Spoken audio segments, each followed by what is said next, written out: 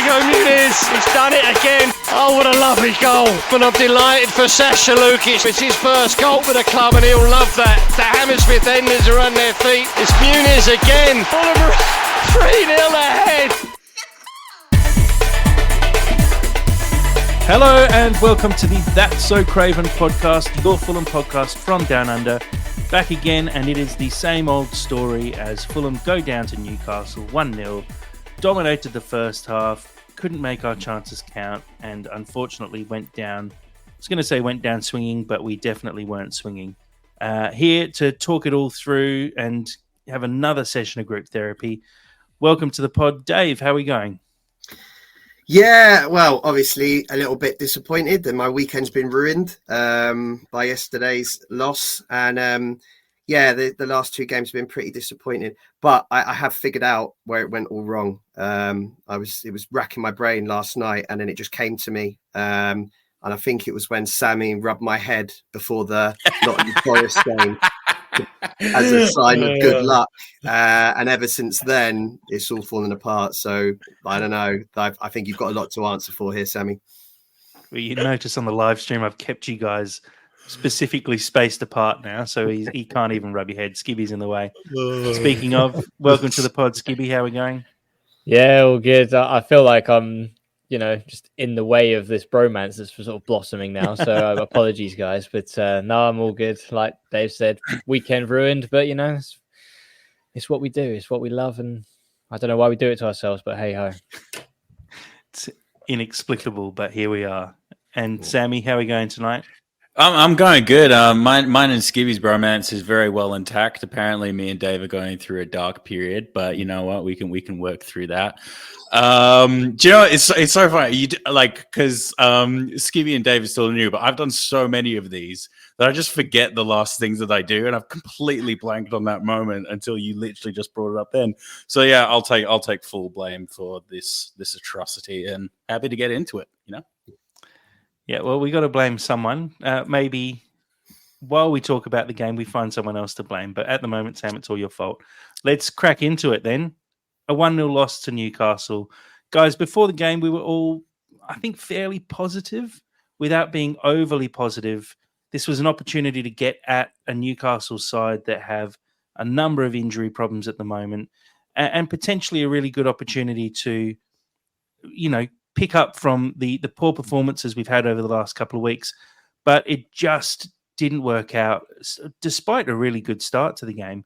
Dave, walk us through your thoughts pre-game and how you felt going into it and how it all sort of changed slowly but surely. Yeah, I was one who felt confident pre-game.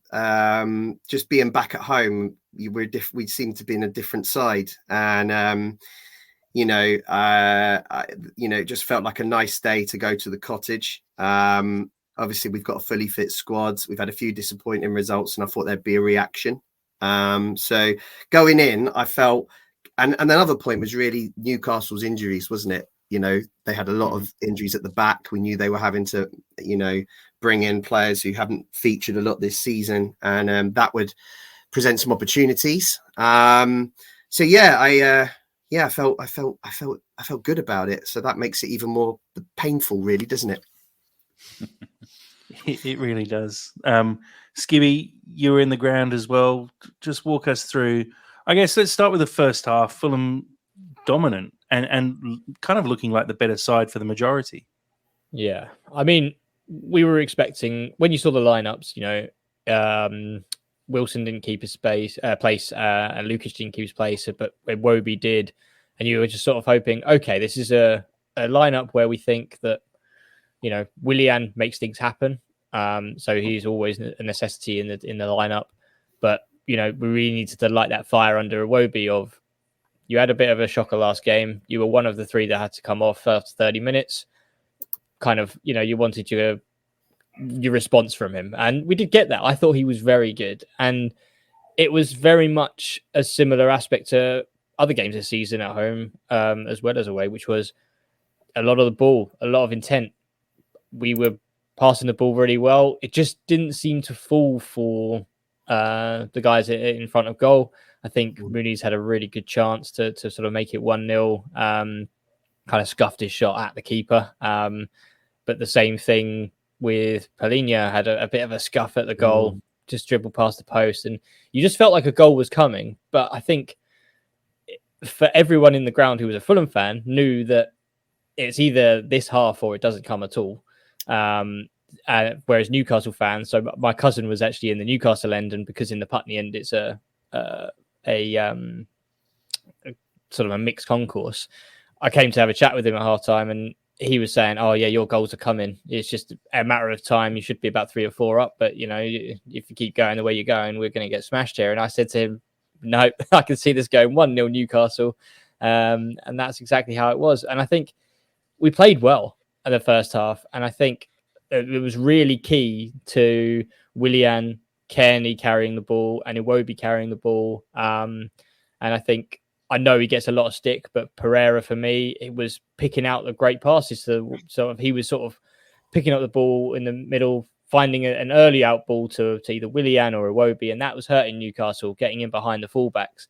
But knocking on the door, couldn't break through, and that was the story of the first half, unfortunately.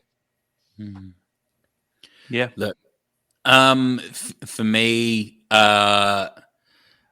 it's difficult, isn't it? I've almost, because we watched the game in a very different context, like you guys, and I imagine at the ground it feels very, very different.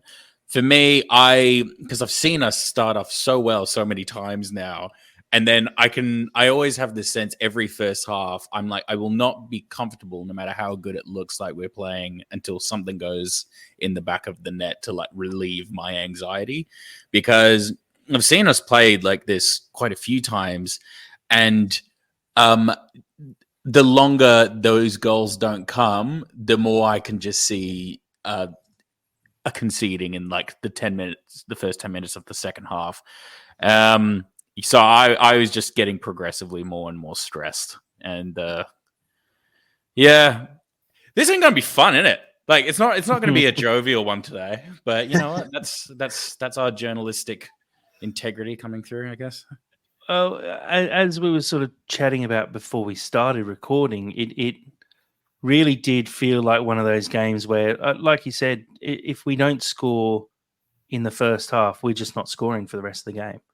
And you rue those opportunities. That Muniz had a great chance and just rushed it a bit. I was sitting with Dad, and his main thing was composure there. He just didn't realise quite the time and space that he actually had. He probably could have taken 3 touches. There was another instance where the ball got crossed into Willian, who was alone in the box. He took it down and passed it back out of the box to, I think, Kearney. And again, I don't think Willian realised he quite had the time. He could have probably taken 3 touches and then had a shot on goal. Palhinha scuffs his shot wide. We had that many corners throughout the game. Didn't take advantage of any of them. It was disappointing, but as we've all sort of agreed, you kind of know what's coming when that happens when you're Fulham, because we've seen so many times this Fulham team either get off to a really good start and not capitalize, or just let the game slip away through sloppy mistakes, having missed a handful of chances. And this was one of those opportunities. Go on, Sammy. I do think Newcastle actually had a very good centre back pairing. It was annoying seeing Dan Burn captaining a borderline Champions League squad. That's an irritating concept. But I actually genuinely think they played very, very well. So it was frustrating as well to watch us actually be able to break the line and just create chances and just get shut out by these very, very large centre backs, because I think it really just came down to size at the end of the day. I don't think they were particularly skillful with anything that they did, but they were just really, really able to like sandwich and muscle Muniz out of like a couple of key opportunities. And then the longer they just did that, the more they just basically just created doubt, I guess, for lack of a better word, because we were just missing so many opportunities. It was getting, it was annoying. A lot of times when I actually thought the defense looked a little bit shaky, but again, we didn't capitalize. The first 20 minutes or so, there was so much space. There was the opportunity that I think Pereira and Muniz had where they were running forward, and Muniz got completely left alone because both defenders went to Pereira. Unfortunately, the ball just sort of bobbled around and we couldn't make the most of it. But again, it's missed opportunities and not taking the chance when it's there, and it just slipped through our fingers. Sorry, go ahead, Skivvy. No, I was going to say, yeah, Fabian Schär, I think he actually gave the ball away quite badly in a couple of situations. He looked quite shaky.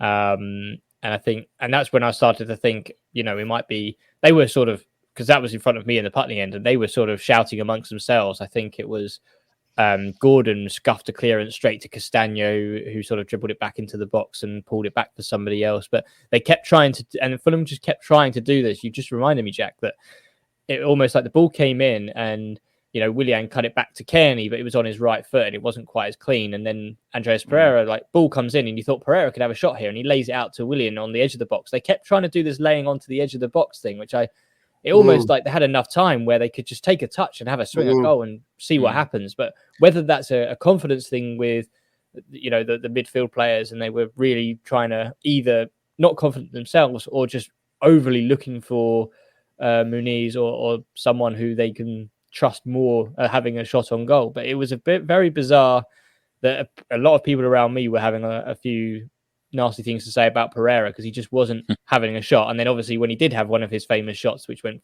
flying over the bar, even more abuse came his way. But it was strange. It was sort of reminiscent back to the days of Arsenal. Well, they're always just trying to pass it in, but it was almost like we were just too scared to have a go at some points.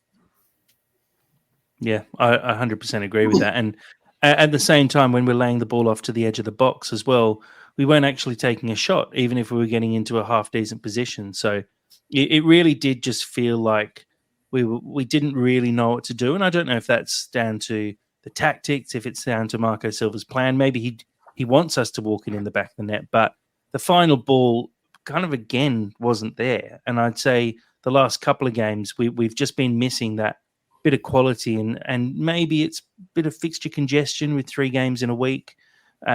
Maybe it's the fact that we, got completely done over by Nottingham last game, and it's still reverberating through the squad. But there's definitely a few issues there. Let's talk a little bit more about the team selection. Were we all happy with having Iwobi going in and Harry Wilson dropping to the bench? Dave, I'll throw to you first. Yeah, I thought that was the team I kind of felt like he would pick before the game. I thought it made sense for Castagno to come in after Tete's performance against Nottingham Forest, where he clearly wasn't match fit. I think, Willian coming back in for Wilson made sense. And Kearney, just because we're at home and to try and help create, it just all made sense. The only major surprise really was on the bench, Broja coming back into the team for which would have been Tete's place on the bench, but just to give us some more attacking options. So I kind of felt that all made a lot of sense, to be honest. And it's very easy to say in hindsight you could have done things differently, but the way we started the game was on the front foot, and as you say, we were just a bit wasteful. We missed some chances. I just wanted to also make a point on that because, first kind of 20 minutes, as you said, we were all over them. We were creating chances. We were pressing up the pitch, and we were getting around their high press. And then they did, and I heard Marco Silva talk about this, and we were talking about it around where I was sitting in the stadium. They did this thing where they get the goalie to go down because if the goalie goes down, he doesn't have to come off the pitch, does he? He can stay on the pitch, get treated, and they can have a break. And it's something that Arsenal do frequently. They did it against us at the Cottage this year as well. And it is the dark arts. And I know exactly what they're doing. They're using it as an opportunity to break and change system, which they did. And after that, they kind of sat back. And that's when we started to really struggle to find ways through. And that's when you started to see Kearney, Willian and Robinson almost run out of ideas about how to break the line. Because we weren't able to break and start the move from deeper. So yeah, I think that's kind of one of the frustrations I had with that first half. Yeah, and on that point as well, the comment that we've got on the live stream here from Colin Bolger, Boogler. When are the hierarchy going to pick up on the imaginary injuries that Newcastle have, giving them time to have a tactics chat? And it's something that Eddie Howe actually said as well in his post-match. He said, we told the keeper to go down. He said he felt a niggle. That's obviously not... Well, I mean, he might have felt a slight niggle, but they said to the keeper, go down. And then he came out and said it gave us time to actually basically have a team talk and make a few adjustments. And we saw it happen multiple times that they actually did that. And it happens with every team. And I don't know if you guys saw towards the end of the game as well, because obviously the ruling now is if a player goes down and gets treated by the physio, he has to then go off for, it's meant to be a minute. It never is. But there are a few instances where the Newcastle players were going down. I think one, maybe Lewis Hall went down with cramp, and the Newcastle players were forcing him to get back up again because they knew if the physio comes on, they have to play with 10 men. And it's all just gamesmanship. But at the end of the day, it's kind of blatant cheating. Like, you know that you can slow the game down, and you know that it's not like a game like AFL or rugby where the clock stops when the ball is dead or the ball goes out of play, and it only starts again when the ball is live. So you can't actually cheat the system there. The clock is linked to the ball being in play.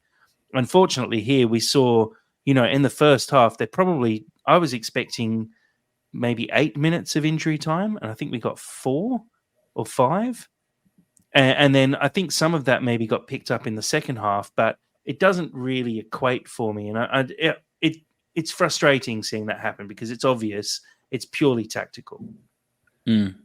I'm a bit reluctant to criticize, though, basically cheating within the game, because the reality is that they're just utilizing a fraught system, and honestly, we probably should have done a similar thing. So I can't get annoyed at teams that do that, because you can get annoyed at, say, for example, the Italian national team, but really it took England, say, like 15 years to just catch up to their style of cheating. Everyone just kind of gets to it at the end point. So I can't get too annoyed with them for that.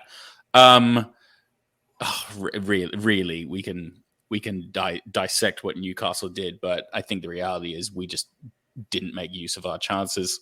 So, and I mean, if there is a team who can get away with it, it's going to be Newcastle, just because of their absolutely, because they're like, oh, maybe he actually is injured, because they get a player injured every game by the looks. So it just seems believable at this point. Yeah, I just wish that actually we would do it sometimes after we concede to try and stop this habit that we have of just kind of falling apart after we concede a goal. Maybe we should start doing this. A proper breather after we concede, just to regroup. Look, it's frustrating, but unfortunately it's part of the game, and until the rules change, teams are always going to exploit it. One thing that I would like to talk about, obviously going to halftime 0-0, we all know what's coming next. But one thing we've talked about a lot in the past is Marco Silva and his substitutions. In this game, Silva decides on the 60-minute mark at 0-0, with Fulham, I'd say probably in the ascendancy, to make a triple substitution. Skibby, your thoughts on the triple sub and how it affected the game? I'm so glad you came to me. So this was the triple. I knew exactly what I was doing. The triple sub against Forest was great, spot on, and I give him all the great accolades for that. Got us back into the game. I think we got hold of the ball. Fair play. Take that. This game, and I mentioned it in the first half, everything that we were doing right was coming through Kearney, Willian, and loosely Andreas Pereira. So if you take off Willian, Andreas Pereira, and Kearney, we just lost all foothold in the game. We lost all composure. And I'm going to say that Newcastle centre midfield was not very good. I didn't even realise Bruno Guimaraes was on the pitch during the game. 100%. I think Longstaff everyone was just 10 yards short of our midfield at that point. And then Lukic came on, non-existent. I think he picks up a yellow card instantly. Harry Wilson, I think the only time I saw him touch the ball was for corners, and even then he wasn't beating the first man. I think we had a big series of corners towards the end of the game, trying to get back into it, and he just wasn't putting a decent ball at all. And then I don't think he did anything in open play. Adama Traore, everything which I've said previously was he's a great willing runner, love it. He's really strong on the ball, but his final ball into the box was always very hit and miss. And I think as soon as you take off Willian, who's got a great dead ball or a great cross on him, you've got Pereira, who is our set piece taker. Fair enough. Maybe his corners weren't fantastic today, but he was pinging the ball out and finding space and for Iwobi to run into. And then you just didn't have any kind of hold on the midfield. The game had gone, and suddenly we had an influx of Newcastle pressure, and I think they had a goal that was then disallowed, and it was all down to the substitutions. I mean, if you're gonna sub people, okay, I get it. 60-minute mark, people may need fresh legs, but don't change it all at once. I think if you're going to take off Willian, put someone else in, and at least allow Kearney and Pereira to get them into the game and still have that control. Just make one or two changes of that core three. As soon as you take off the players that are making all the attacking intent for you, we just lost it. And I don't know, Lukic, Wilson, I'm going to say it, they're done. I don't think they're good enough. They have some really glowing sort of parts of games, maybe. Wilson comes to mind for West Ham and Brighton, but 2 games out of 32 games in a season, not good enough. And I'm sorry, I just don't think they're the sort of players you want pushing starting 11, and I think that I don't really want to see them anywhere near starting 11 in the future, to be honest. They were just so lackluster coming on that, and it wasn't even the first time. For sort of the last 3 games, to that showing at Premier League level was just not good enough. And yeah, I'm done with them. I'm glad I threw to you first. Should we end it all there? No, I mean, yeah.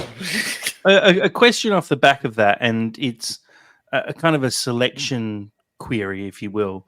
And I'll pose it to you first, Dave. Sasa Lukic and Polina had strung up a pretty good partnership together, and we were talking about them being first choice. Lukic gets dropped down to the bench, and off the bench, Lukic has, across the entirety of the season, been poor. When he started, he seems to do much, much better. Do we feel like, well, firstly, do you feel like you have to start Lukic to get the best out of him? And secondly, if he's not a high enough quality, I guess, to consistently start, do you think he's a bit of a liability to have coming off the bench because he just doesn't have the impact off the bench? Yeah, I do. I think he is clearly his best performances have come when he started games. But the issue that everyone has seen is that when he tries to come into a game, he takes time to pick up the pace. And some players are more naturally, suited to being able to come off the bench and make an impact. He's not one of those. So, it does kind of feel like a bit of a wasted bench spot when he's on there because, if he does come on, there's no guarantee we're going to get a performance out of him. So yeah, I do kind of agree with Skibby. I still see Lukic as our 4th choice centre midfielder. I appreciate the run he's had in the side recently, and he's done a good job when Polina was out. But no, I think going forward for the rest of the season, I'd like us to use more rotation between Reed and Kearney, depending on the opposition. I still like a starting Sasa Lukic. It can be a little bit hit and miss, and it's dependent on game. But I'm still not fully ready to write him off. I imagine if I probably have if by the rest of the season it's still inconsistent and it's still a bit all over the shop. Yeah, I probably agree with Skibby on that one. But I think for now, I think I'm still waiting for him to properly settle, and I think he hasn't actually had an opportunity to really cement But I do think. Are we all in agreement that Wilson might be done, and his we can politely say, yeah, because Well, I don't want to be mean. I don't want to be mean. I won't do that. I've always been a big defender of Harry Wilson, but his last few performances have not been up to scratch, and maybe it's because we're expecting a little more now after some of the performances we've had this year. Where I think we've probably gone to a higher level than we did last season, but the consistency of last season has been lost. I think Harry Wilson worked really well when we were being more consistent because he's a consistent performer. He hits pretty much the same level time after time. But when you're actually looking for someone to come on and step up and take to the next level, you need people like Willian. You need people like Adama to come off the bench and have a sort of physical impact, albeit his final ball wasn't great. But at least he comes off the bench and he has a presence. Harry Wilson just doesn't have that presence when he comes off the bench. He's not someone who wingbacks are fearful of when he comes on. And maybe it's because he was playing on the left where he is, you'd think he'd be comfortable, but actually the way he plays is more suited to the right because he likes to cut in onto his left foot, Ian Robin style. I'm looking for excuses for him here. To be honest, it wasn't good enough. Yeah, no, I'm not sure I fully agree that he's not useful off the bench. There's been some performances this year where he's come on and changed the game, in my opinion. I think of the Wolves home game. I thought he came off the bench and was excellent and won as a penalty that won the game. I've seen it in there's a couple of games where we lost. He came off the bench and made a real difference. And Aston Villa away springs to mind. So I do think when he's at it, he's useful off the bench. I agree that he's too inconsistent to start in this team when everyone's fit because you just don't know what Harry Wilson's going to turn up at the moment, and that's really frustrating. But I'm not ready to write him off as a squad player, but he certainly needs to be more consistent and start taking the most of his opportunities when they come up. I think unfortunately the argument of like perfect conditions I think is applicable to absolutely every single player in the Premier League, because I think given the right side and all the right conditions, every player can thrive. But I think the reality kind of for me at least centers more around he's not going to get any better from this point. So I think it would be the wisest kind of move to explore a similar equivalent but younger that potentially could actually grow to be something better, and rely on that more than just essentially keeping what we have just because they're a good squad player. I'm borderline a little bit brutal on that because I want absolutely everybody in the squad to be elevating people as opposed to being there just because they're currently useful. That's not a good enough reason for me. I think Premier League should have a standard above that. Yeah, and I mean to expand on Wilson, just for the game in question, he came off the bench with 30 minutes left to play against a fullback who was on a yellow card early on and had played 60 minutes. Get at him. He's a quick player. He's a bit tricky. Like just knock the ball past him. If he takes you out, he gets a second yellow. Like I didn't see any of that intent. It was just every time he kind of got the ball, he either lost it or passed it backwards to Jedi, and it was just no real drive from him. Like Willian had more drive, a 36-year-old winger who, you know, people had written off before they came to Fulham. Yeah, okay, fair enough. We've seen a lot more from Willian this year, but it just shows his confidence level, I think, of just not having that drive to take on your man. I mean, go at him. If he's got your number and he tackles you, fair enough. We know that early on. Then you can start looking at other ways. But I mean, as soon as he gets that ball, he should be confident enough to sort of want to make a play to tie the game or win the game at this point. That, you know, just get at him, see what happens. And you just didn't see that. And for me, that was just a waste of a sub. I'd rather have, I don't know, Bobby Deckard over Reed or someone else just have a go. But he just didn't seem to want it. I don't know if he was just scared of making a mistake, but I think that's a big thing with Harry. I think he genuinely does fear making a mistake. He's not the shit housery, I'm just going to throw everything at the wall kind of guy. I think Sasha Lukic actually does have a bit of that. I think he can instigate and cause some shit housery, which is why I still actually like him, and I still have got like some faith in them, because I think he can actually annoy people way more so than Harrison Reed's pretty annoying. I was going to compare. That's not fair, but definitely way more so than Wilson does. I would really like to sit down at a pub with Harry Wilson, get a drink with him, learn his life story. But he's never been a malicious kind of guy. He's never had a kill instinct. There's nothing necessarily wrong with that. But I mean, you need fire, don't you? Especially if you're coming off as like an impact player. And then, I mean, Lukic came off the bench, picked up a yellow instantly. Yeah, and I think that was it. That's all he did. Yeah, too much. Like, I would rather he get his foot. Fire.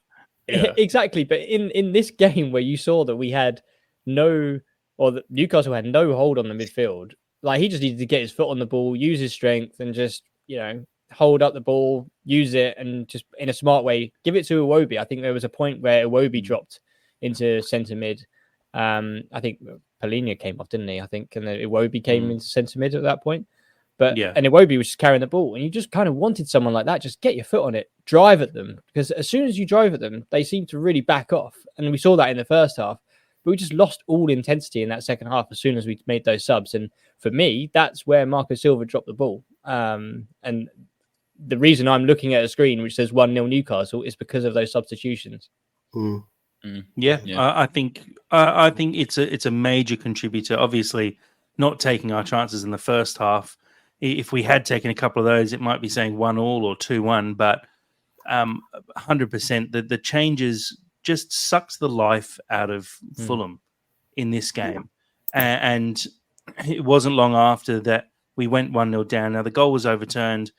Guys, in the stadium, I'm sure it was probably not picked up, because I didn't even notice it on watching it on the TV first time round. It was only until it got replayed over and over again. I assume you've all had a chance to have a look at it. Quick word on that as a foul. The ball does appear to have gone quite clearly over Bassey's head, but VAR also said they were checking to see if the shove meant that Bassey couldn't then defend the shot on goal. Your thoughts on if that goal should have stood, and I guess if you would have been happy for that to be, not happy, but you would have accepted that being chalked off if it was the other way around. Anyway. So I mean, it is a funny one. I think, Bassey, there was contact with Bassey, wasn't there, as the balls come in, which he makes a lot of contact. Yeah. So for that reason, I think I can see why they've looked at it, and I can see why they've disallowed it, because ultimately the player's been pushed over, and if he hadn't, he'd have been in a better position to defend the shot. So it in some ways it feels a little soft, because it wasn't part of the primary action that led to the goal. It kind of happened around it, but and maybe I would be frustrated if it was that happened the other way around, probably. But I can kind of see why they've looked at it and why they've disallowed it. And I don't think there's loads of arguments from Newcastle. I think Eddie Howe thinks it should have stood, but I haven't heard too much commentary of people saying it was a terrible decision. So yeah, that's probably where I stand on it. I'm not really a genius tactician in any capacity. I'm not sure if that ever came across. Yeah, I know. But I just saw it as he clatters Bassey in the back of the head and basically clears the way for himself. So, but the thing that was, I was convinced that they were just going to allow it, and they were just going to be like, "Fuck you, Bassey, just take it, like, get a helmet," So I was actually amazed that it actually went in our favor, because I was really just expecting it to turn out the other way. I don't know the full technical ins and outs. I just thought he was it was brutish. It was brutish behavior. But yeah, of course if it went the other way, I'd have a completely different argument, because don't be soft. I mean, contrary to Jack's comment, I actually did see it live. I just saw Bassey just get sent into the goal, and I was like, well, that's not going to stand. But I think I'm always a firm believer across the board, which is if it's a foul in the centre circle, it's a foul anywhere on the pitch, regardless of the situation. And I hate this where it's just like, oh, well, it wasn't quite to be, given as a penalty. It wasn't, as strong a tackle. But if it happens in the centre circle and it's a foul, it's a foul. I mean, let's just go with that. And I just quickly had a look now because I hadn't actually rewatched it back. I hadn't gone through that trauma just yet. But yeah, it's a foul. Anywhere else on the field, it's a foul. So why shouldn't it be ruled out? And I think for me, if that does go against us, that say Muniz flattens someone and Willian knocks it back post, I'm just going to be like, well, Muniz, you shouldn't have done that because you're an idiot. And I think that's what Newcastle fans have got to say. Like, Dan Burn, idiot. He didn't have to go that hard into Bassi if it was going over his head. But hey ho, I mean, rightly ruled out. But then for me, that's where the alarm bells are ringing. Like, we've dominated a game. We've gone 1-0 down against the run of play. That we're really bloody lucky that it's been chalked off because Dan Burn's an idiot. But that's where you've got to now start, right, we need to buck our ideas up and find out how to sort of beat this Newcastle team that's now coming back into the game. And then very shortly after, what happens? Very similar goal. But it's a similar goal, but it's also a similar theme for Fulham, isn't it? We've mentioned it. I know you guys talked about it on the last pod.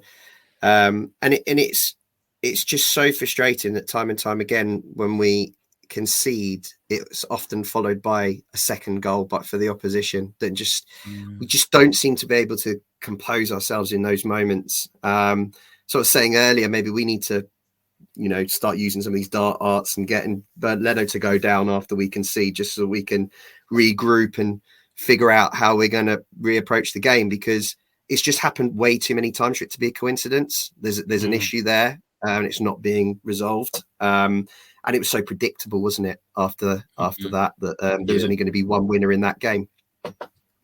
Well, yeah, it's like you said, we have this issue conceding 2 goals in very quick succession.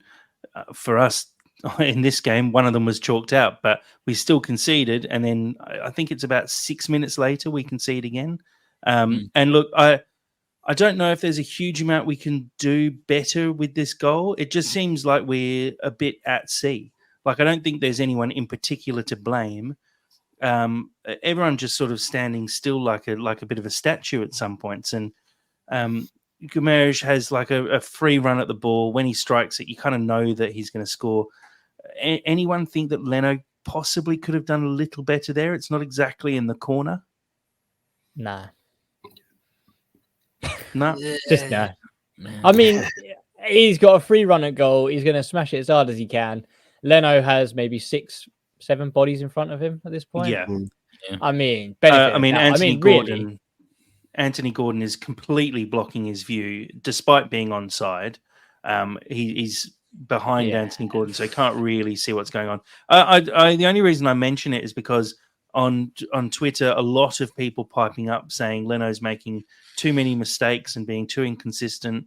And I personally didn't think this one was much of an issue. To be honest, if anything, the first one's more of an issue, getting beaten at your near post like that. Yeah. And a very large gap there at the near post that he left open. Fortunately, didn't stand. But I think he actually made a couple of good saves throughout the game and came off his line a few times. So there was one point where Isak was through on goal and he came off his line very quickly to close that down. I think he had a pretty good game in general. Oh, was that the bit with Tosin? Yes, where I could see the ball going through both of them and seeing run through. I was like, oh my god! But fantastic goalkeeping. But I mean, for the goal, horrible clearance from Jedi.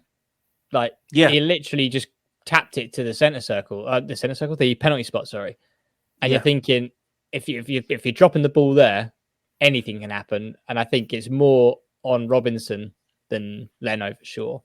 And then, like you said, Robinson was playing Gordon onside in front of the goalkeeper. Well, I don't know what he was doing standing there, but a rare mistake. Goal to concede, absolutely.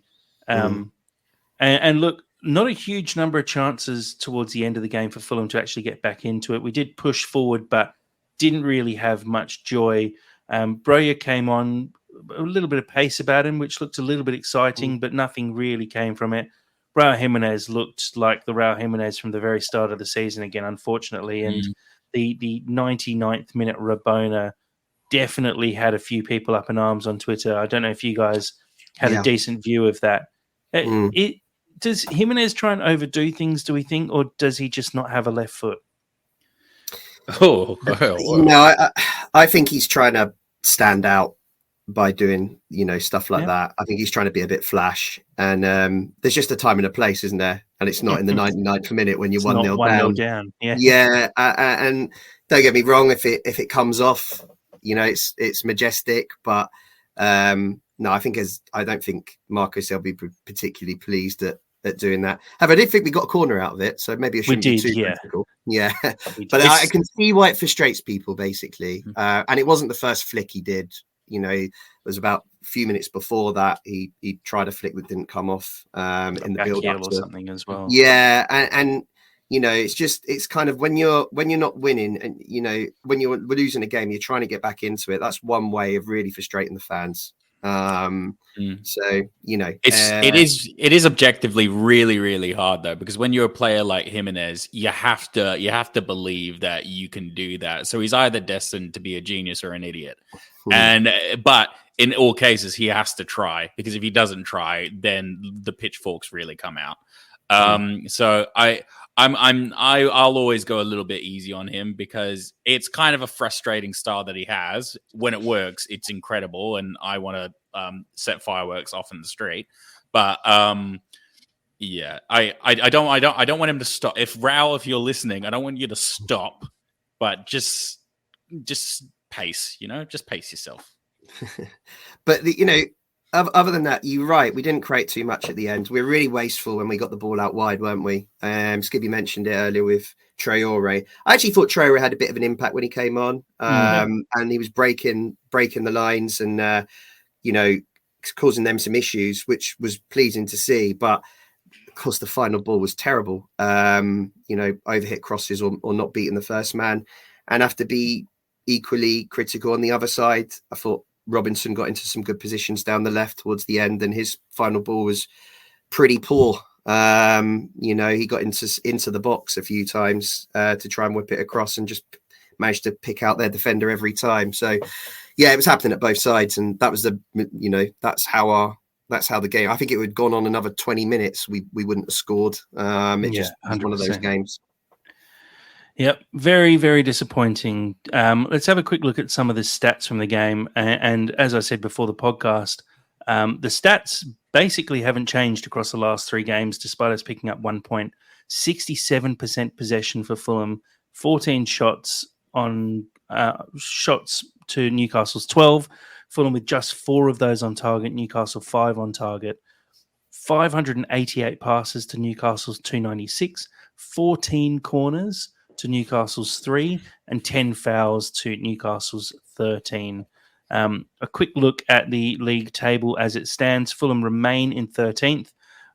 Maybe slightly fortunate. The teams above us actually all didn't have good results on the weekend. Bournemouth currently 2 points ahead of us, despite having a game in hand. And Wolves 3 points ahead with a game in hand as well.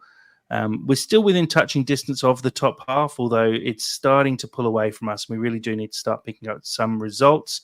But below us, Crystal Palace and Everton still 9 and 10 points adrift.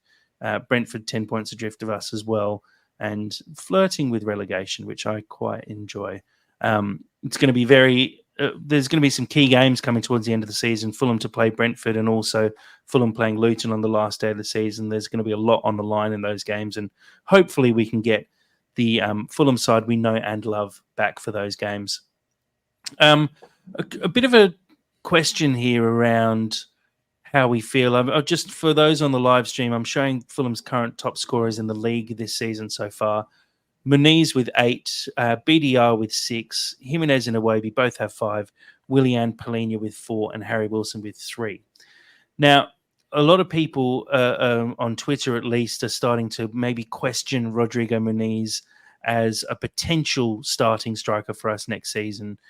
We've talked about it a fair bit and sort of said we need to see how he goes towards the end of the season, how he goes through bare patches, and he's in one at the moment, I would say.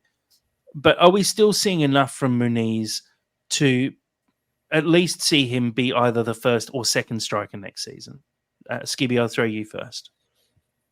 Yeah, I mean, I saw a lot of great qualities from him, even when it's not going his way. He's got a great first touch, and I think his hold-up play is really good. So I think there was even an element with a long ball up from Leno, and he just chested the ball down to Willian, and that for me is just not. I'm not saying just that's enough, but he's showing glimpses of a striker that can play the way that we have been playing previously with a certain strong number 9, which brings other people into play, allows us to get down the pitch much quicker. His flick-ons from sort of long balls works for me, I think, and it's been quite surprising in the last sort of, not so much the Newcastle game, but especially against sort of Forest and Sheffield United, where we didn't really try and attack that avenue, which is something I guess I questioned the tactics that Marco had instructed them to sort of get the ball out wide and go for crosses more than sort of play it up to Muniz and let him fight for it, which he's been doing quite successfully in other games. But he is showing that he can hold his own against some of the top sort of centre backs in the league. He can, bring other people into play, which I think is very key. And he's showing that element. And it'll be interesting to see how he reacts, because he doesn't seem that sort of player which will sort of back down. I think the words that are coming out of the training ground and from Marco and the team are he's a hard worker and he works hard in the training ground. So I don't think it's going to impact him, but it'll be interesting to see if he can push on now and sort of go to West Ham in the next week or so and sort of keep sort of trying to sort of take his chances and not let the sort of miss against Newcastle get into him, or the fact that he hasn't scored in 2 games sort of get onto his mind. I think that's where we're going to see that absolute certainty of he's strong enough mentally. We know he's strong enough physically, but is he strong enough mentally to be that man to lead our line? But personally, I am seeing enough from him that he's just not getting those chances, and I think that's more down to the teammates around him than his actual ability itself.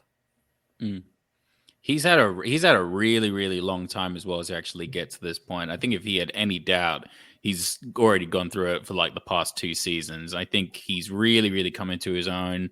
He's not Carlos Vinicius for me. Carlos Vinicius always felt lucky, whereas he feels calculated. He feels like he's actually playing the game that he actually wants to play and creating really good chances.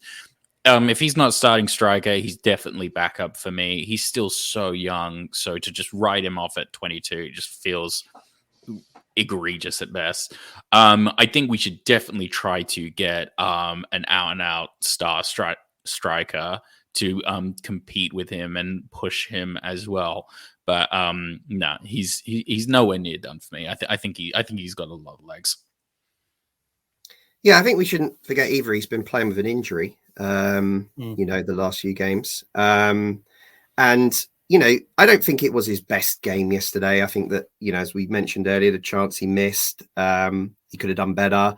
There's a little bit in the second half, I remember, a couple of times he lost the ball and I thought, no, it's just not quite going for him today. And I wasn't really surprised that he was given a rest when he did. But as Skibby said, his hold-up play throughout, it's not just about scoring goals, is it? It's about how he contributes to the build-up play and the attack, and he did that really well. So I think it's premature, really, for anyone to be suggesting that he's, that it's all falling apart now, and he's not the man for Fulham. I certainly see him as being, if not our starting striker next year, then alongside, as Sammy said, another striker that we bring in competing for that number 9 position. Yeah, I think, as we all know, Twitter is full of overreactors who love to overreact post-game. So I definitely agree. He's not done. There's no question about that. Anyone who, and I did see someone compare him to Collins John, who burst onto the scene, scored 11 goals from only 15 starts in the season. And then next season did basically nothing. And I think we were talking about Collins John earlier this season with the podcast as well. And it's an interesting comparison. I do think times have changed since then. I think Muniz probably has a better support system around him than Collins John did, and has better players around him than Collins John did as well. That Fulham side, when Collins John was playing, was probably not the strongest Fulham side we've had in the Premier League era. I'd not 100% sold on him as the first striker next season, but as a backup striker, geez, he's perfect for it because he comes on and is a menace. And I would be fine seeing him start most games based on the fact that he can score goals and he does make a nuisance of himself. So I don't think there's any doubt that he is a long-term option for us and still a bit of a rough diamond, but he'll get there for sure. Let's have a quick look at the next game. Now, we won't preview this because we will talk about this in the preview pod on Wednesday. But game against West Ham coming up at the London Stadium. It's a Sunday game. West Ham obviously playing in the Europa League this week as well. How are we feeling going into this one? Skibby, I'll throw to you first on this. West Ham, maybe not in the best run of form at the moment, but not an easy game. No, and I think I would say our form basically speaks for itself. But I think the fact that they're playing Leverkusen away on the Thursday, then home to us on a Sunday, and then again they've got the home tie on the Thursday after, or Wednesday, I can't remember which. But they haven't got the squad depth to handle 3 games like that. So it is a great opportunity for us, but we're so awful away. So I don't know what to expect. But that's the inkling of hope that I have, is that West Ham are going to be shattered because Leverkusen is not an easy game. One of the highest performing teams in Europe, I think. Yeah, they're crushing, absolutely. So I think for me, if they're gonna have a really tough game, and then come against a fully rested Fulham team, is not an easy ask for them. But again, away Fulham is a completely different Fulham to what we're used to. So I can't merely comment on what Fulham's going to turn up. Dave, I've just pulled up West Ham's recent form here. It's an interesting look at their form. A 5-0 win against Freiburg into a 1-1 draw with Villa. That 3-4 loss against Newcastle where they were 3-1 up and dropped the bundle. Into a 1-1 draw with Spurs and a 2-1 win against Wolves. How do you see this one playing out? Yeah, look, West Ham are a very competitive side. And, they play a brand of football that tends to get them results. I think that Skibby's right. I think the European ties will be a distraction for them. And, coming back from Leverkusen midweek, it seems tend to struggle when they're playing in Europe midweek, and then have to play Premier League at the weekend.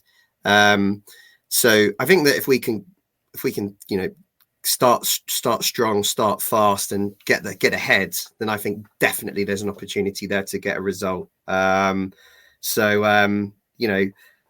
definitely an opportunity here. I completely agree with that. But then again, the other factor is as well, we absolutely embarrassed them really in the home game, and they might have a bit between their teeth to try and put that right. So it's a really hard one to call, isn't it? But I do think we should go there, and if we can start strong and get ahead, I don't see any reason why we can't get a result. Thought what you were going to say is that there's been an opportunity for us to win a game in the last 3 games, and we've screwed all those up. So True. That means nothing. Sammy, your thoughts? I just kind of don't really want to do it, I particularly don't want to go away. Steve Reynolds actually just brought up a really, really interesting point on the live stream. 1 point out of 9 points since Boa left. Like that's quite a lot. That's a conspiracy theory, is what that is. Yeah, but tin hats out. There's. Yeah, I just didn't necessarily think about that at all. Maybe we've lost an oracle of sorts. Maybe Silva's completely. Maybe he's an inconsolable wreck, and he just thought the breakup was going to be civil, and now he's reeling. Maybe there's a lot more going on there. I don't know. Tactics confirmed. I think you're just looking to shift the blame from yourself for the recent losses to Boa. Oh, so. Yeah. No, again, I completely forgot that was part of the narrative. It's all very fitting. Honestly, I just. Do you know what's annoying though? I feel that we could actually get a pretty good result. Just kind of out of nowhere, it feels like one of those. It feels like because we're good at upsets at the moment, and I think everyone will probably like write us off. But I'm just going to be annoyed and stressed and probably quite cynical until it happens, and then I will be very jovial and very positive on the next pod. But until then, it just feels. I just don't. I'm just not looking forward to it. Yeah. Well, it's an opportunity there. We'll have to wait and see what happens, but we will cover it in more depth in a preview pod coming up this week. So, guys, I think we can put this one to rest now and finally stop talking about it. We've said that for the last 3 weeks in a row. It's been the same old story. Fulham throwing away good opportunities. Let's hope that when we do go to West Ham this weekend, we take advantage of West Ham playing in Europe and hopefully come away with 3 points and get our season back on track. Yeah. So thank you very much for joining us, guys. Dave, thanks for joining in. Cheers. Thanks very much. And there'll be no head rubbing today or any further games in future because we know what that did. And we'll have to find a new way of wishing the team luck. Yeah, a less physical one going forward, I think. Skibby, thanks for joining us tonight, mate. No worries. Thank you very much for having me. And yeah, hopefully a more positive pod going forward. Fingers crossed. And Sammy, thank you very much for joining. Thanks for having me. I will rub no one. I will touch nothing. I will go to sleep with gloves on. And I will behave. I will behave until further notice. And if that actually does work, and I'm not allowed to touch anyone ever, if West Ham get put to the sword, I don't really know where I go from there because I might need to do that at some point, but we'll see. I can make that sacrifice. Fine with me. For all those who are following along live, the Fulham women's team are about to kick off at Craven Cottage. That game's being streamed live on the Fulham YouTube. Do follow along. It's a big game for Fulham women's, looking to hopefully push for promotion, even though it's maybe slightly out of reach now, but should be a really good game against Dartford. Thank you, everyone, again for joining us. And as always, come on, you Whites.